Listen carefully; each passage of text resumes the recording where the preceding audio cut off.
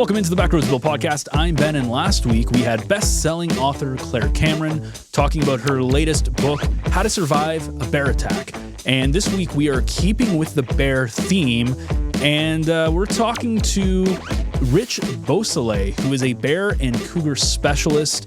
And we're talking about the website BearWise.org, which is all about bear safety. So again, you know, we saw a bit of a memoir, fictional, but non-fiction at the same time last week. And this time we're talking some serious brass tacks, which is, if you actually see a bear, what do you do? And Rich is going to tell us all about this. He's working down in the U.S. This is mostly stuff that pertains to the U.S., but of course, bears don't really discriminate across borders. I don't think there's a difference between a Canadian bear and an American bear. I could be wrong, but I don't think there is.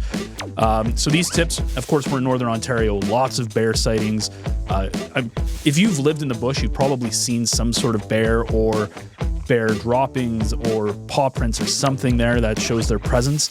So if you ever do find yourself in front of one, this episode we're all talking about safety tips, deterring tips, and everything else you need to know on talking about Claire's idea of how to survive a bear attack. How do you survive a bear encounter is really what we're going to be focusing on this week. So strap in. It's a great episode. Rich does a great job of giving us all the tools and tips that we need. But first, we need to thank our lead sponsor, the North Bay Regional Health Center Foundation.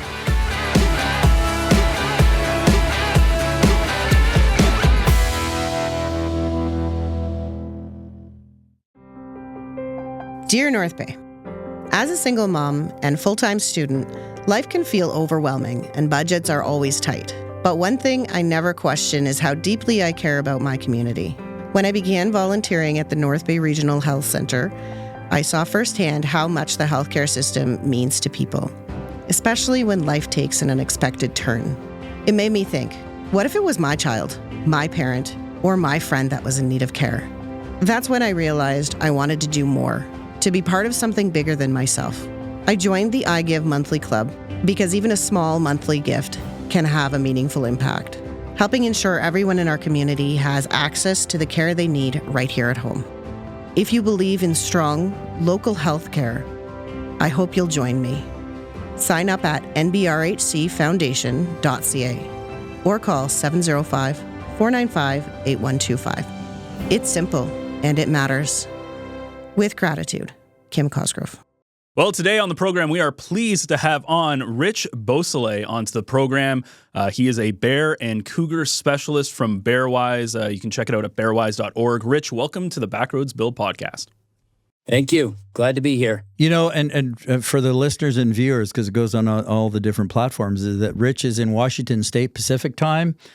He's just coming out of the field doing bear research. He's been with the Washington State Department of Fish and Wildlife since 2002. He started bear and cougar research back in 1997. And so we have a real expert here with us today to talk about, I'm glad you said that, Ben, BearWise, all one word, and of course on the website with a capital W, bearwise.org. There are other BearWise programs, and even though we're in Northern Ontario and Ontario here, we have a BearWise program, but it's two words.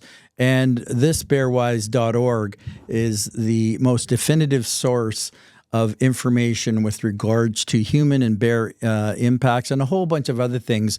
I really recommend people going on the website. And Rich has been the Western representative for a number of years, and through a colleague of Rich's, Lyndon Masterson, who wrote the Living with Bears Handbook, he did the foreword for that. So again, that's another a kudo to him that makes him an expert in the field, so to speak. But again, welcome to us. And how did you get involved at the beginning with bear research, bear and cougar research? But how did that journey start, Rich? Boy, I'll tell you, I just fell right into it, Bill. I had gone to school to study wildlife biology, and in between my bachelor's degree and my master's degree, I just floated around and went to Minnesota to study moose, went to Maryland and studied fox squirrels, and in Maryland was a biologist who had studied bears, and through him I found out that the University of Tennessee was looking for a new graduate student. And so I applied for that job. He gave me a recommendation, and it's been history ever since. And I owe my entire career to that guy. Yeah, it's interesting where our journeys start. And so black bears in particular, and we can talk about polar bears, and there's black bear interaction for the most part in different latitudes. And I just wondered, BearWise.org, it has so much information. And again, it started kind of after the fact. Maybe you can tell us a little bit how it started. Yeah, it was a group of bear biologists like myself just getting frustrated with trying to come up with new ways to educate people. And as you reach out to other states and find out what they're doing, you realize they're going through the same struggles. And so it was a group of folks in the southeastern United States that started this. And they said, hey, why don't we just combine forces and come up with products that we can all use and make it a little bit more streamlined. Well, that blossomed into a larger program, and then it became nationwide. And then the Association of Fish and Wildlife Agencies adopted the program, and now it is nationwide, and almost every state in the entire country is a member. And so, yeah, most of it is very consistent messaging. We want it to be science-based, and it doesn't matter if you're in Washington or Florida or Maine, you are going to see the same exact information just with a different agency logo.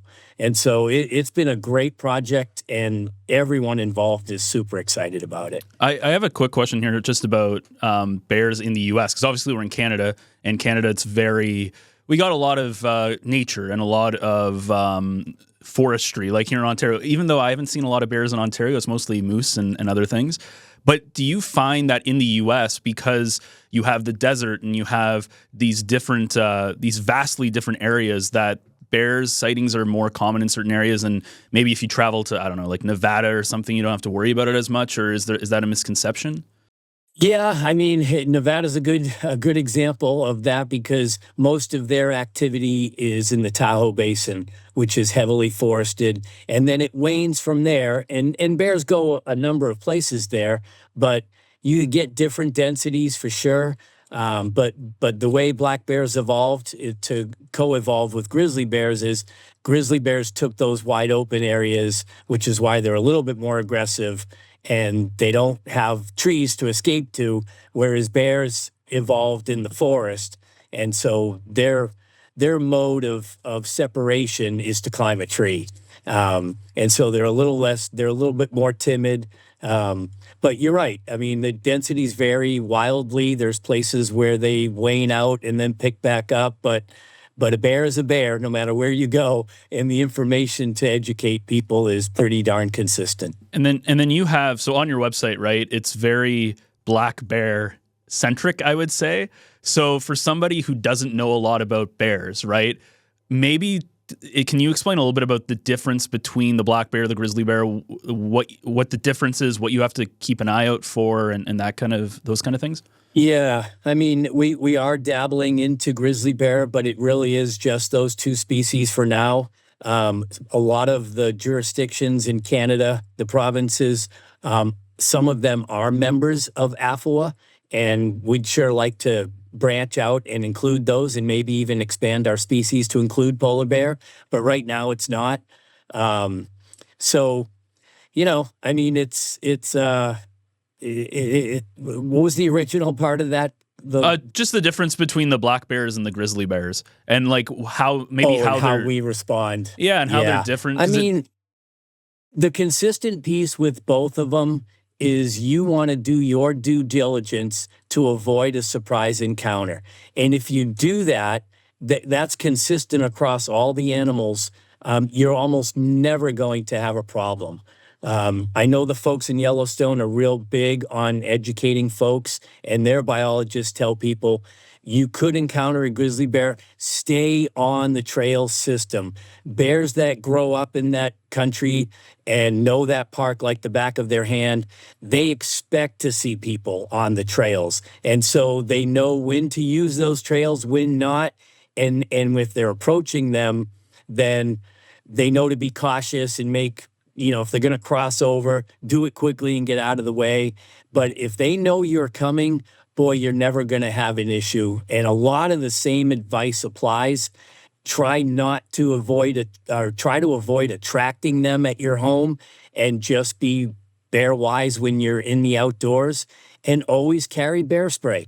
And between the two, the consistent messages is keep calm, don't run, and use bear spray if you have to. is the whole yeah, that's the whole thing, right? That you're always taught is like you almost want to like not move, and like that's still a legit that's still advice that you would give out. It is. I mean, if you see a bear and it doesn't see you, then by all means back away slowly and leave the way you came. But if a bear does see you, yes, hold your ground, let it understand that you're not moving forward anymore and that you're not a threat. And if it turns and puts its head down and starts loping off, let it get away. Don't pull out your camera and start going to try to get a shot.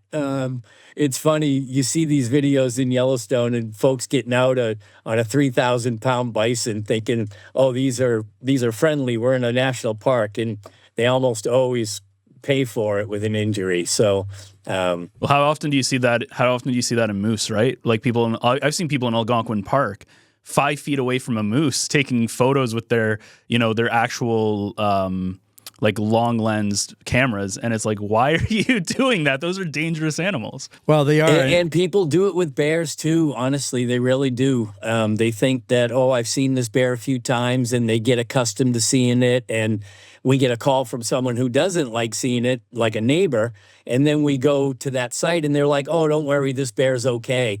And it's like, So you get it from both sides.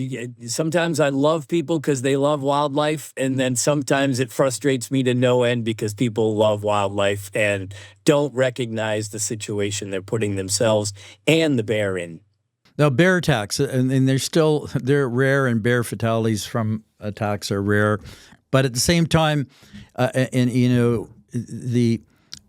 maybe talk about the habituated black bear versus the, in Dr. Stephen Herrera's book on bear attacks, I learned from him, a long time ago, and I mentioned earlier off air about the fatalities in Algonquin Park in the late 1970s and the couple in 1996. And we just had Claire Cameron on, the author of How to Survive a Bear Attack. But the habituated bear, I mean, that's our doing, is it not? I mean, again, we're in their habitat. And maybe I think in defense of the bear and all the things we should be doing, we'll talk about bear safety some more, obviously, but talk about the habituated bears and what we've done.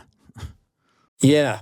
Yeah, it's a great point, Bill. There's cause for concern in one instance, and there's not in another. And I'll explain real quick. So bears in Yellowstone, for sure, are human habituated, right? They see people all the time. They'll just continue feeding.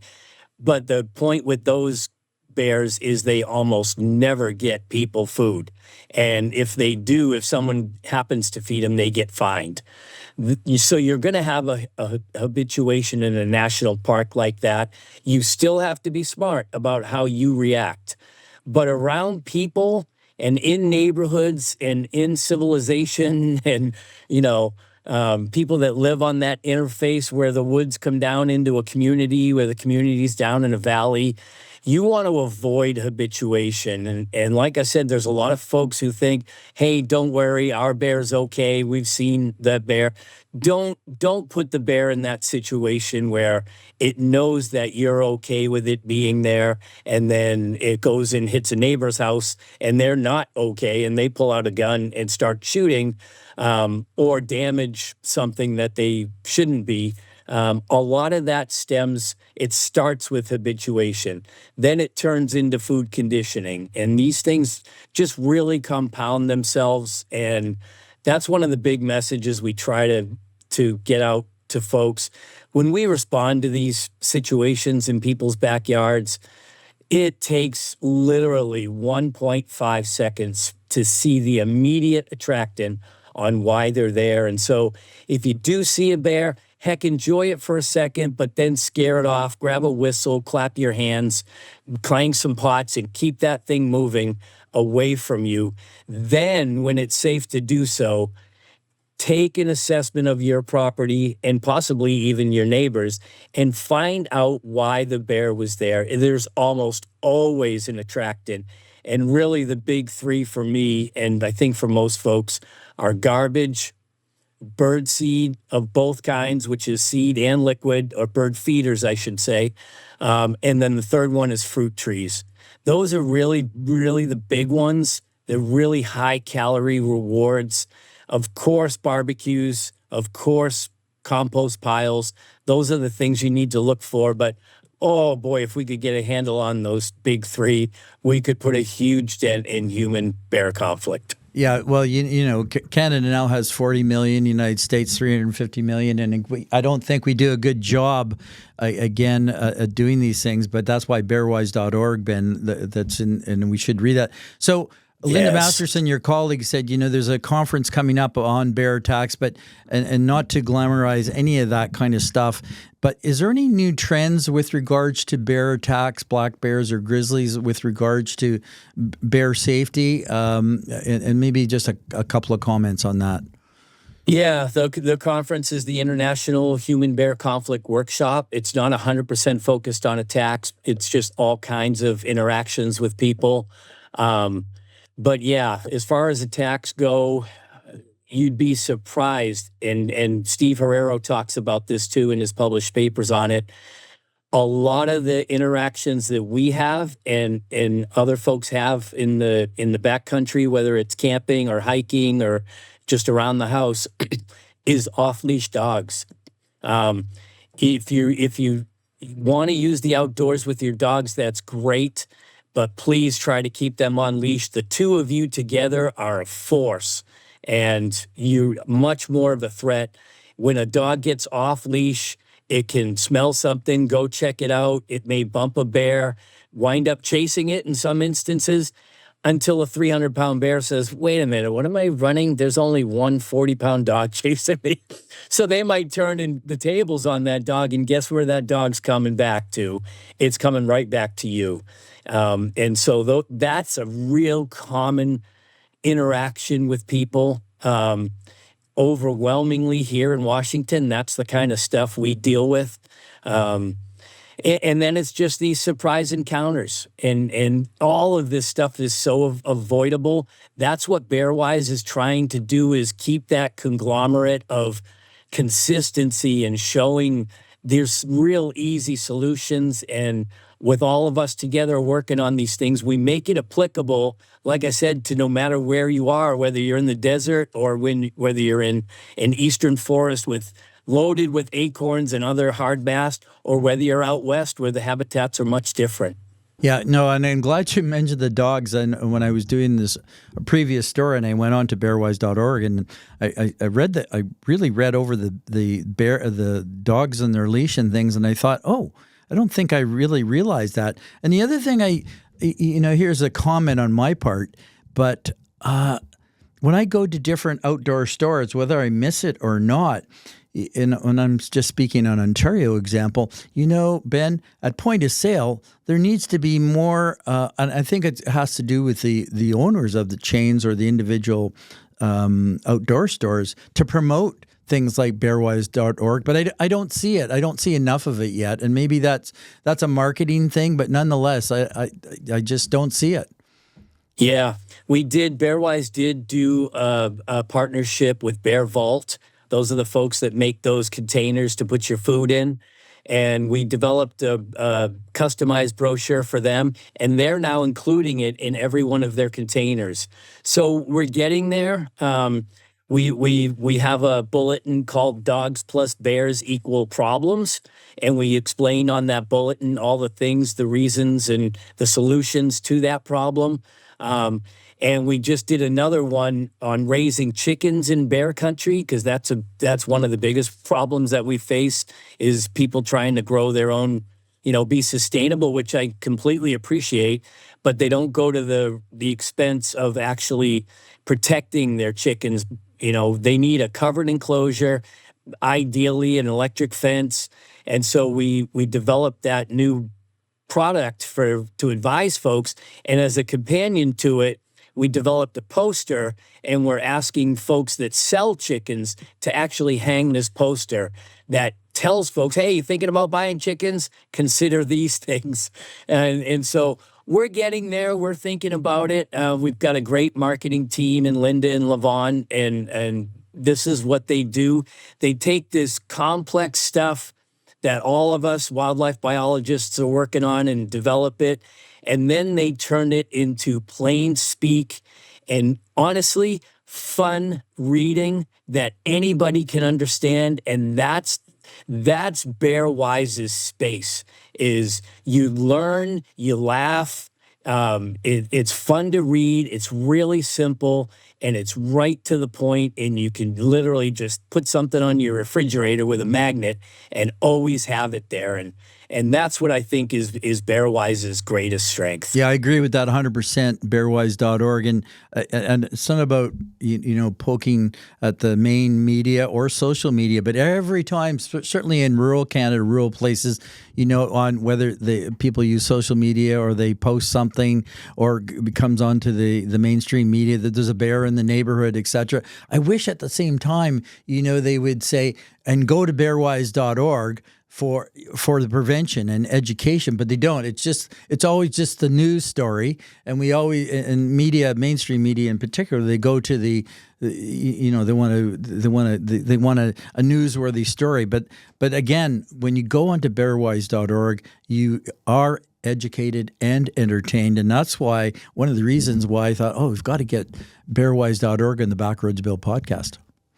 Yeah, we appreciate it, Bill. I mean, this is how it happens, right? We get folks like you who are interested and want to help and want to see the improvement. We do a story, it spreads, and then 2 friends tell 2, and then 4 tell 4, and then 8 tell 8, and that's the plan. So we appreciate both you and Ben. Yeah, well, in looking back since 1997 in that time frame, are we making great strides, or is it incremental? How would you describe it?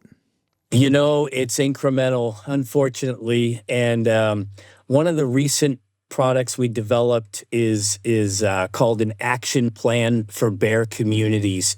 And we can put out all this information, and as agencies, we can promote all these educational messages. And when we respond, we like to have our staff be prepared to deliver great information. But when you look at those big 3 that we talked about, it really comes down to contracts for garbage management. And so that becomes a city council or a town council decision. And so when they're putting out a request for people for trash service in their community, what we're asking members of the public to do is comment on those and say, make sure they give us the option of buying a bear-resistant container. I mean, these things are proven and really, really well researched and tested with bears in captive facilities. And boy, they work. They have these auto-locking systems now. You don't have to have the driver get out and flip the lid or anything like that. It's all automated. It's great. But that takes a city council decision. And then when it comes to hanging bird feeders, we can't, unless something happens, and not all states have this ability, Washington does, where we can actually issue you a warning because you live right there next to the woods and you're attracting bears to your site with your bird feeders. The next time we can fine you. But we don't use it as a hammer. And we can't always do that. And so it's reliant on towns to pass an ordinance that would say, we request that you don't hang bird feeders when bears are out of their dens. So, between April and November. And that's a hard thing to do. We can ask our towns to do that, but it really comes down to the community understanding. And we've had a bunch that have had these problems and say, man, how can we help? And we give them this new product from BearWise on an action plan for communities that says, here's the 3 biggest things you can do. And put your effort here, and that's where you're going to get the most bang for your buck. And it's about making that systemic change so that it lives beyond all of us, Bill. And it keeps getting better and better and better. And so it really comes down to, here in the U.S., we call them cities, towns, and at the larger level, they're the counties that are conglomerates of those cities and towns. But every single one of those towns is its own jurisdiction. So you work on one, and then you go to the next one 3 miles away, and then the next one 3 miles away. And it's a lot of work, but it's a worthwhile product and a project, and it just takes time. But that, to me, is the way to go, because I'll be honest, I've done this we're closing in on 25 years as a professional biologist. I just saw that rotation happening. You get politicians who want to help and ask you how to help, and they hold town meetings, and then they leave, or someone else gets elected, and you start all over. Or you get to a community and you're making great progress with a homeowners association, and then a few houses sell and you're starting over again. So it's about the systematic change and implementation of these things so that they'll live forever. And that's a hard thing. Yeah, I'm glad you brought that up, because things go down. We think about federal or national and state or provincial, but municipal governments, that's where bylaws and real systemic change is going to occur. Because, again, I'm going to try this out in my local community and I'm glad you mentioned those dates. I mean, it varies by latitude somewhat, but that April, November, because people put out their bird feeders too soon and leave them out. And of course, they don't realize, and it's not like, speaking of systemic change, like drinking and driving and cigarette smoking, but it takes a long time to do this. And we're talking about bears and nature, and of course, we talk about personal health or safety in cars,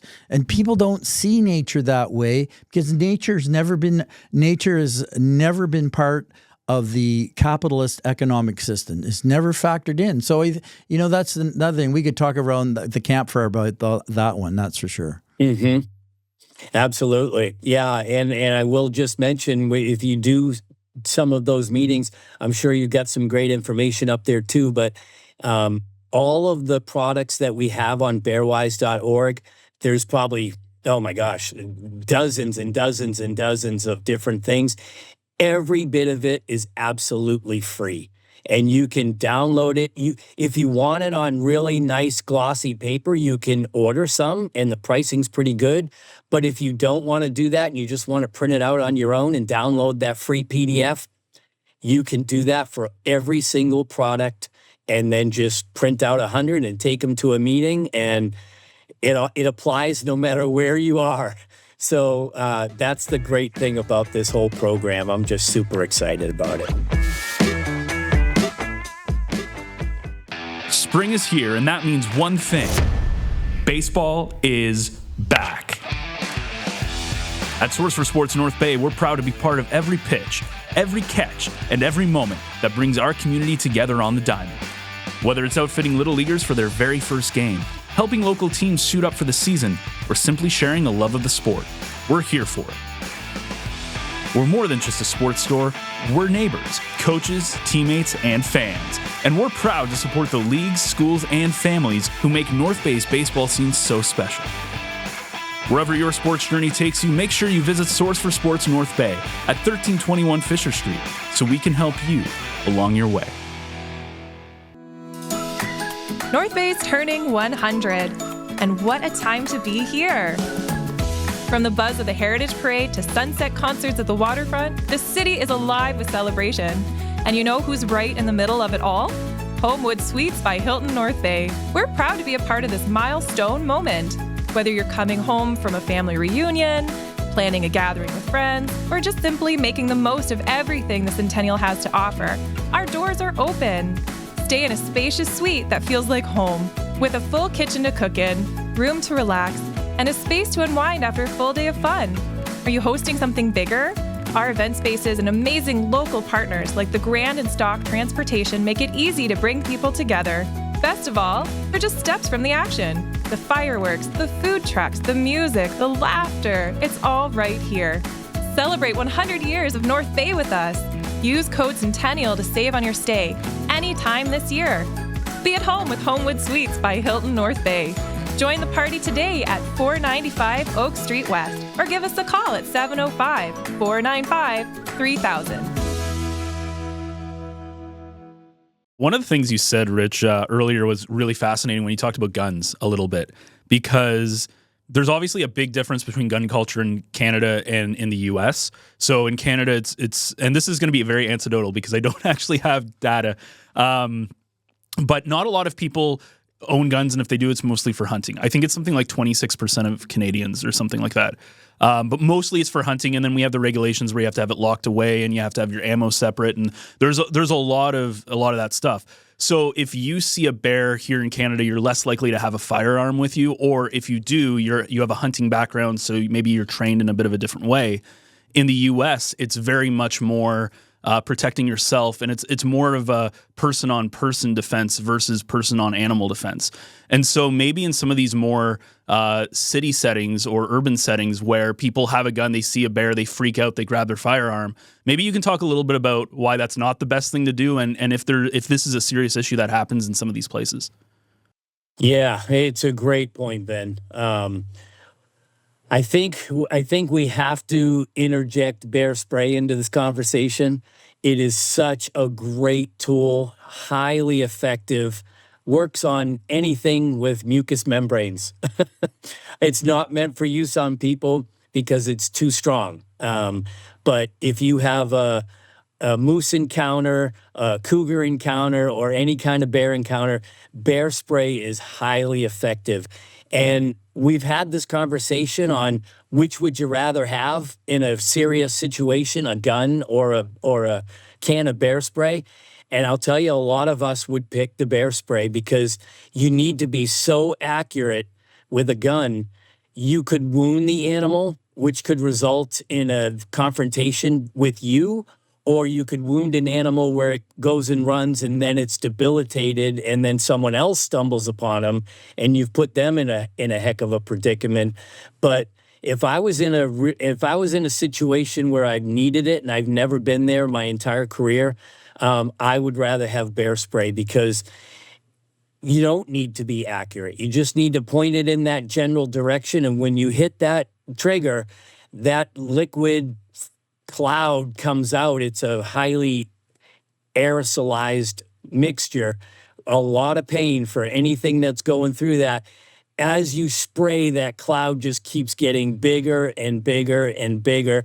And anything that goes through that cloud, it is so immediately painful for them, eyes and mouth, and that they stop, turn, and say, I need to get out of here.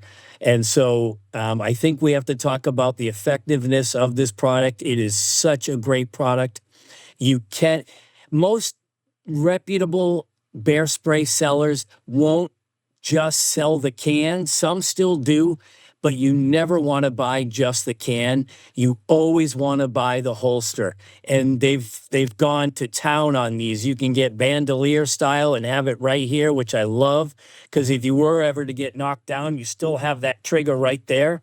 They sell them for your belt loop. They sell them to attach right here on your backpack.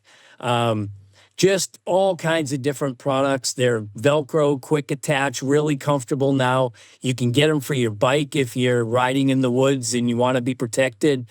I've carried it my whole career. I've never needed it. They've got about a 4 or 5 year lifespan. It's about $35 or $40 a can, $5 a year to have the most incredible protection and insurance policy that you could possibly have in the backcountry. It's a great product. Can't say enough about it. That's what I would choose for sure, because you don't need to be accurate at all. And unless you're a frequent shooter at a range and you know your gun inside and out and you're intimate with it, this will work much better. The bear spray will for 99.5% of the people. And so, super product. Please check it out. If we didn't do anything else on the Backroads Bill podcast, that would be the message. And funny you say that. And I'm for years and years and years, I'm not 23, but since I've always kind of carried a whistle, and then I've continue to try to get in the habit of carrying my bear spray. Last night, I live in a provincial park, but last night I went for a short paddle, did not bring my bear spray. So there you go. Did you see his bear? No, well, the park I live in was just devastated by a natural disaster, Rich, where it was flattened, Samuel de Champlain Provincial Park in Northern Ontario. But anyway, but here's the thing. I didn't take too many days. Bears and all animals take the path of least resistance. Sure enough, where you wouldn't see piles of bear scat, now you're seeing them because they can't get around, so they're going onto the cutout pathways that have been cut into the park. And so now there's a corner where I know that bear is going through, and it's on the way to where I go to paddle. I leave my canoe there. But anyway, after this one, I'm going to start. I do wear it.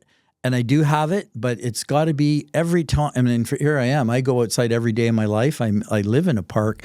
And do you think every day, do you think I do that? And the answer is no. But that's what people have to do. And I don't know. Again, I thought maybe, do you have a good educational BearWise kind of story that resonates with you, something that you've done or BearWise done that's a takeaway another good takeaway for our listeners and viewers?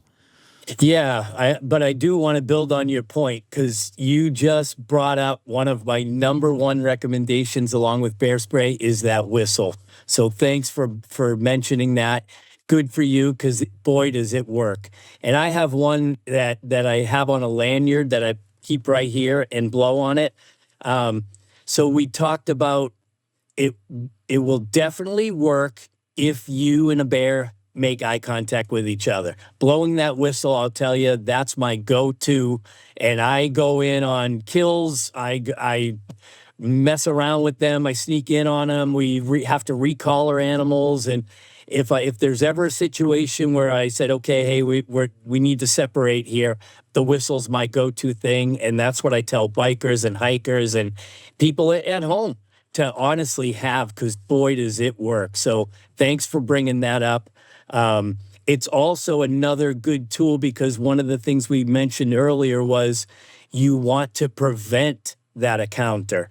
So if you're walking and it's recently rained, or you're in a pine forest and there's lots of pine needles on the ground and you're just not making a lot of noise as you go, or maybe you're walking along a river and the river's kind of masking your noise. These are the cues you want to pick up on. And if the trail's moving into a brushy area, boy, just pull out that whistle, give it a couple blows. You've just told everything where you are, and they're just going to avoid you and go back to what they were doing, and you're going to pass right on through. So it really, really works. If you're on a bike, this is super important because they tend to travel a little bit faster than we do. I would have that thing in my mouth at all times, and at every corner, blow it like you're blowing a horn on a vehicle.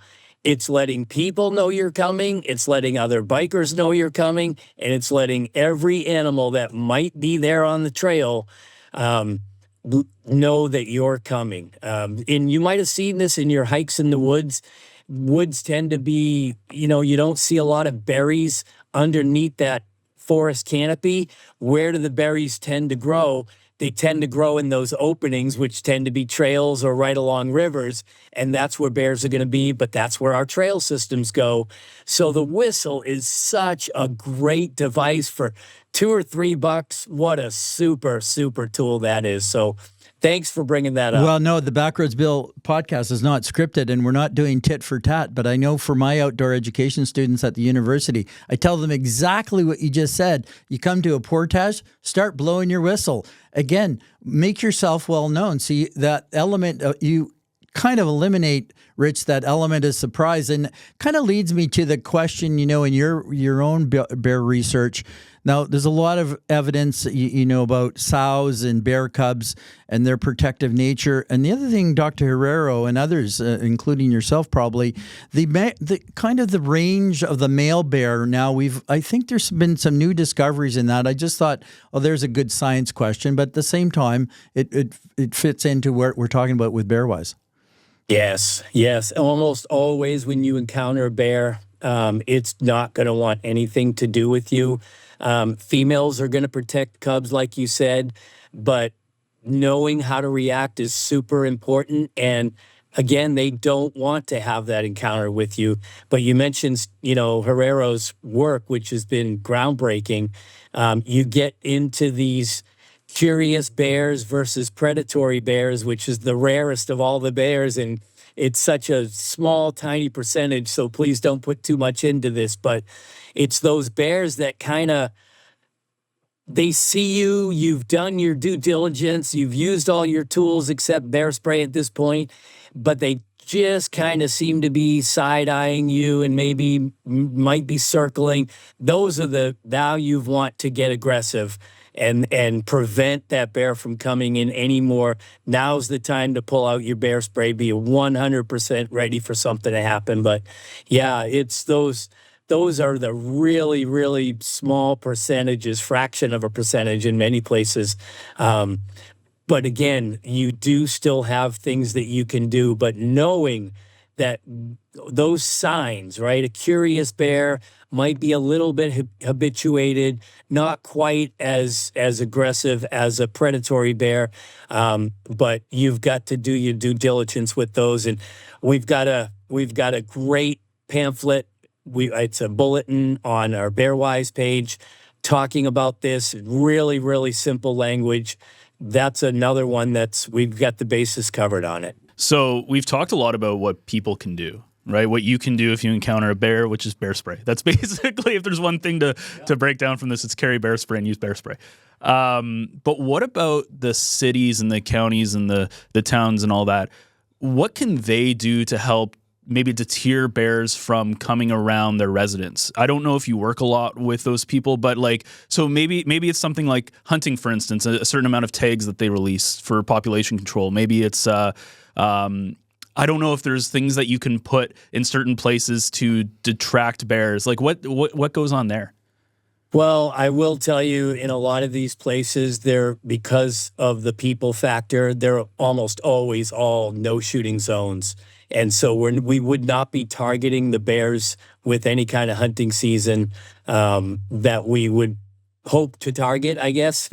But that's kind of a last resort for a lot of us. I mean, what we want to do is we've got a BearWise checklist that we have, and it's literally a 2-sided piece. You can get it for free on bearwise.org, and you just go out on your property, and it's just a series of check boxes. Do you have a barbecue grill? Yes. Is it cleaned and covered, and did you put it away properly?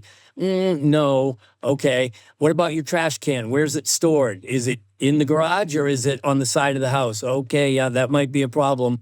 Are you feeding birds? Are you feeding hummingbirds? Even that liquid.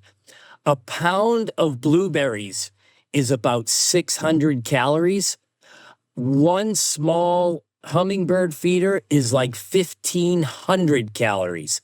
And a 1 pound bird feeder with seeds, depending on the seed, could be between 1,700 and 2,000 calories. So bird feeders, think of bird feeders like drive-throughs for people. We've got a busy day. We don't have a lot of time. We want to make the most of what we're doing. It's time management for a bear. If it can knock over 3 bird feeders that are full, it just lived another day. And so use that BearWise checklist, go around your property, and we get it. Some of these things will take a little bit of time, like you might be raising chickens and you want to put up an electric fence. That could be several $100s. So, okay, but put that thing on the fridge, knock those things off one by one, work with homeowners associations where they exist to implement these things we're talking about, like ordinances and trash storage rules. Simple things like that can go so far. And again, those big 3, get those big 3 things taken care of, and we could literally put this off the map, this bear-human conflict issue off the map. So great question, but BearWise has got a product for that. I have one more though, and I don't know if you can answer it because it's kind of a specific one. Let's say that because I know that you have bear safety tips for hunters. I know we talked a little bit beforehand about like if you're hunting like deer or elk or whatever, and you encounter a bear. I know we talked about like if you see one on your property and you have a firearm and you shoot one. What happens if you actually shoot a bear? Like what happens? Like what are you supposed to do? Because I feel like people are going to freak out. What if they just leave it there? Is there an issue there? Obviously they don't want to be in trouble. I don't know if there's anything you can speak on I can. Yeah, I think there's a pretty universal rule across the country. Most states have verbiage that does allow you to do that, but with some caveats. It needs to be a true threat. If you do shoot the bear, you need to call your wildlife agency immediately. An officer will come out, wait for them, bring them to the site, explain what happened. If it's legit, like in the situation that you're describing, almost always they will take the carcass and they will say, thank you for calling. But they do have to investigate. It 100% has to be reported, but you do have the ability in almost every state that I can think of to protect yourself, your property, and your pets. And you don't need a license, but you do need to follow up with that reporting. Do it the right way. And I don't know a wildlife officer or a game warden or a conservation officer, whatever you call them. I don't know a single one of them that would issue that person a fine. So yes, you have that ability.